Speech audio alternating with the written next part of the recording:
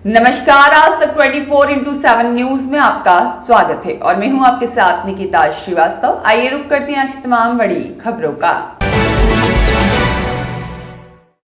लोकप्रिय विधायक आशीष शर्मा के प्रयास से 1,34,00,000 के नवीन चिकित्सा भवन का भूमि पूजन प्राथमिक स्वास्थ्य केंद्र कुस्मानिया पर विधायक आशीष शर्मा और वरिष्ठ जनों की उपस्थिति में हुआ, जिसमें भाजपा सरकार की सारी योजनाओं के बारे में विस्तार से बताया। सभी वोटरों से अनुरोध करा, जो सरकार काम करती है उसको ही वोट देना चाहिए। चुनाव होते हैं जब भूलना नहीं चाहिए। उन्होंने बोला कि कुस्मानिया क्षेत्र में कोई भी काम अधूरा नहीं रहेगा। कुस्मानिया में स्वास्थ्य विभाग के स्टाफ नहीं होने पर उन्होंने बोला है कि हमने ऊपर लिखकर पहुंचा दिया है, जल्द से जल्द हमारी सरकार द्वारा स्टाफ की व्यवस्था कर दी जाएगी। इस अवसर पर आसपास से पधारे वरिष्ठ भाजपा के कार्यकर्ता बड़ी संख्या में ग्रामीण जन उपस्थित रहे। उसके लिए हमने शासन को मांग पत्र दिया हुआ है।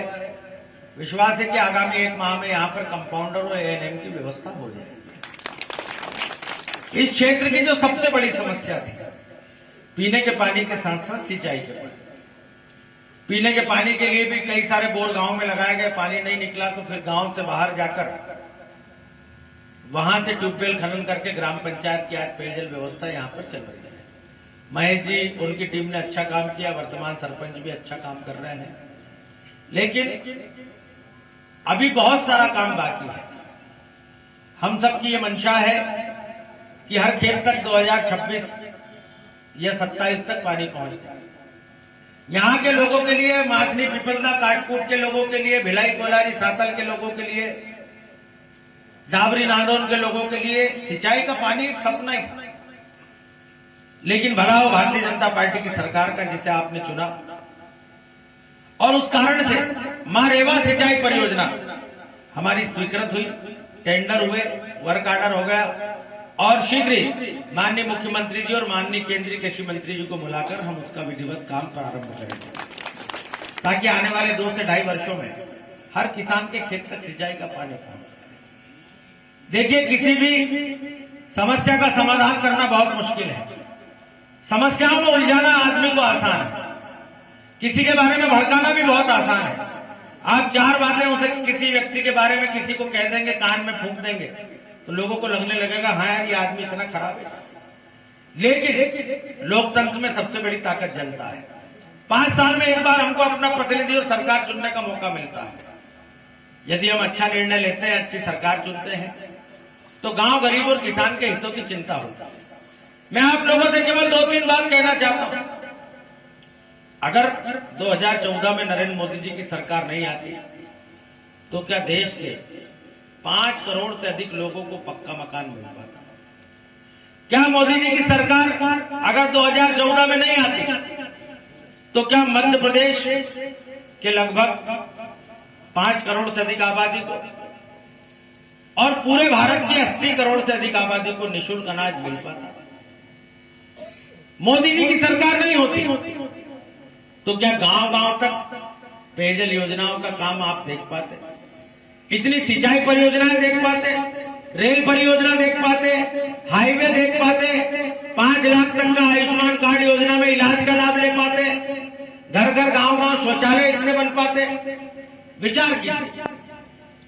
चुनाव आते तो बहुत सारे लोग भड़काने के लिए आ जाते हैं, अपनी जाति का उल्लेख करते हुए मतदाताओं को भ्रमित करने का प्रयास करते हैं, लेकिन चुनाव के बाद वो नहीं आता। कल्पना कीजिए, जिसके कारण समाज में बदलाव आज दिख रहा है। बदलाव को हर व्यक्ति महसूस कर सकता है। एक समय में गरीब के घर दोनों समय भोजन की व्यवस्था नहीं होती थी। उस्मानिया से निकलते थे तो मोटर की ढेर पड़े रहते थे और मैकेनिक को फुर्सत नहीं रहती थी, रात भर काई बनाता था, मोटर, जली हुई मोटर ठीक करता था, कंडेंसर पड़े रहते थे बड़े बड़े, और बिजली ना के बराबर में बड़े बड़े पटेल हाथ में मुट्ठी लेकर घासलेट ढूंढा करते थे, जनरेटर से सिंचाई करते थे। ये दृश्य आज पूरे मध्य प्रदेश में कहीं दिखाई नहीं। मध्य प्रदेश की सरकार और मोदी जी की सरकार खाद की व्यवस्था कर रही है। वर्तमान में यूक्रेन और रूस का युद्ध चल रहा है और इसलिए जो जहाज है, जहां से खाद आता है, अफ्रीकी देशों से जो खाद का उत्पादन करते हैं, वहां से स्वेज नहर कैनाल के माध्यम से खाद जहाजों से लाना पड़ता है।